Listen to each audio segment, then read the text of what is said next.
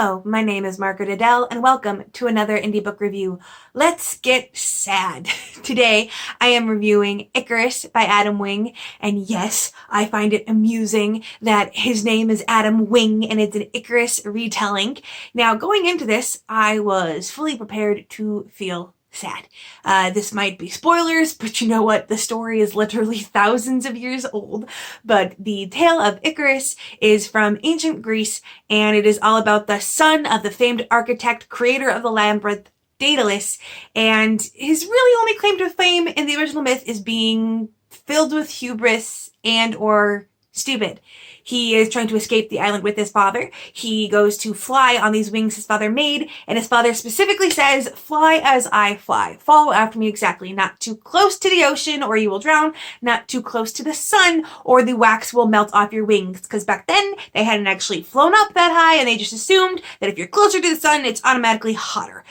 But Icarus did not listen to his father, was having way too much fun with the wings, flew up close, and the wings gave out, and he plummets to his death. So, going into this, I was expecting some sad stuff, obviously. What I found was even sadder than what I was expecting. And it was really intriguing how much the author married this idea of realism with that same supernatural, fantastical tone of a myth. Because, like I said, we now know that flying high isn't going to make anything burn up. But he mentioned in the author's note, the author said that he wanted to make it as realistic as possible, but also keep those kind of notions so yes, the Minotaur is a thing that still exists. This is in the timeline before Theseus has come to, make stuff happen.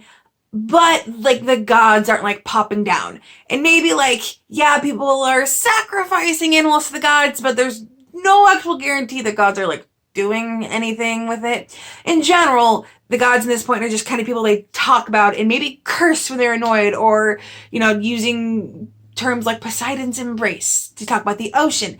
And I really appreciated that because it let the focus be on Daedalus and Icarus and their struggles. Daedalus and Icarus are technically slaves, and Daedalus lives at the whim of the king, basically trying to keep the king happy. To keep his son safe, Daedalus has told him that he has to be mute, essentially. He can never speak. He must let everyone think that he is this imbecile that has nothing of value, and that's how to keep him safe.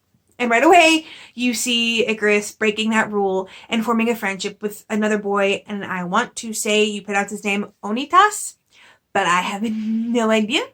Anyway, the relationship between the two of them is adorable. There is an MLM romance, but also that makes it a lot harder because you're like, oh no, I know how this ends. Oh no. And it's not a spoiler again, because the author mentions it in that author's note, he does not stray from the ending. But, and without spoiling it, it is even sadder than I thought. Icarus is immediately likable. He's as clever as his dad, but Daedalus has a lot of harshness and bitterness to him. And granted, he's rightly come by a lot of that with a very hard life. But the problem is that it's really hard for Daedalus to be as likable because he is spending half his time thinking insults towards the other courtiers in the court and how much he hates everyone. Whereas Icarus spends much more of the narrative thinking about his budding friendship and how much he wants to be free and be able to do cool things and not have to play the part of this imbecile.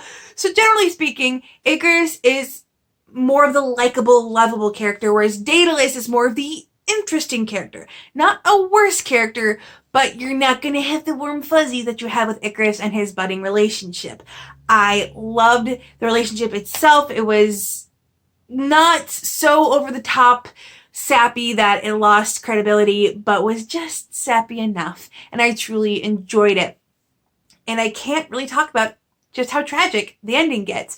But I will say that the tone of the book takes a severe left turn. The last 50 pages turns into basically a horror novel. Because plot, they end up in the labyrinth at times, and you see the Minotaur. And I'm not going to talk about what happens there, but straight horror novel. And it was really intriguing to see such a jarring turn. But I think the thing that I liked the most, more than anything else, was the actual moment, the crux of the matter, the flying too close to the sun. Now, of course, he kind of had to go along with the idea that the wax started to melt because, like, it's kind of imperative, but he also had, like, Icarus feeling colder too, so it was kind of like this mix of, you could almost hear the author going, okay, look, this is what it needs to do, this is what it actually is, and trying to, like, marry the two together. But without spoiling anything, and again, I'm trying so hard not to, he made the actual moment where Icarus decides to fly higher less stupid, which is probably the biggest note with the original tale. Is Icarus of the original myth is kind of this one-note character where it's like, yeah, he's just kind of stupid. He doesn't have his father's bright and incredible intellect. And you've seen, like, you know, the Icarus of the, if you're a millennial, that one short-lived TV show of, like, the Hercules prequel of the Disney movie version where there was an Icarus character and he was perpetually singed.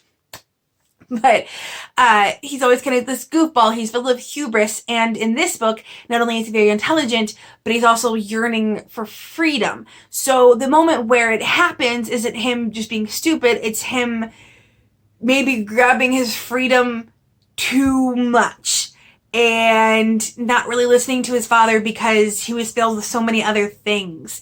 And it made it a lot more of a nuanced take. It made Icarus a lot more likable than that just this dumb kid that didn't listen to dad. And I really appreciated it.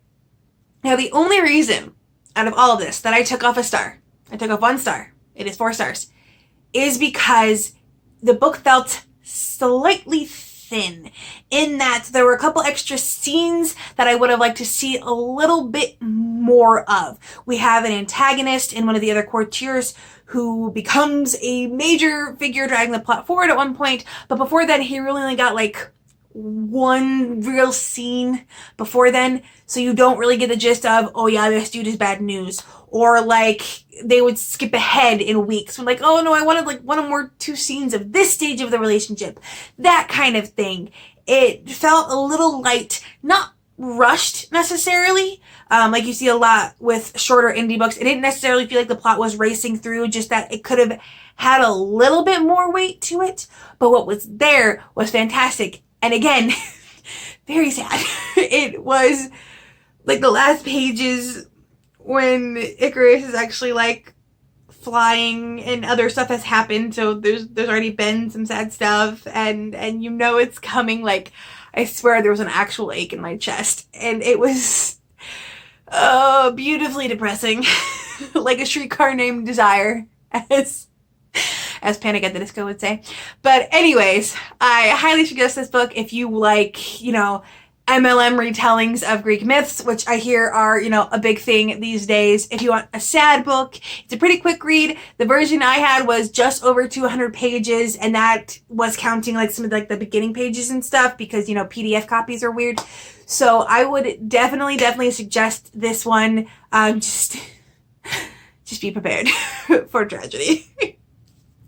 Now, if you are an indie author and you would like a review, please let me know. I will have my info down in the description below.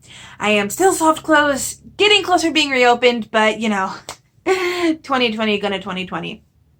And with nothing else to say, I hope you have a wonderful day and a marvelous tomorrow.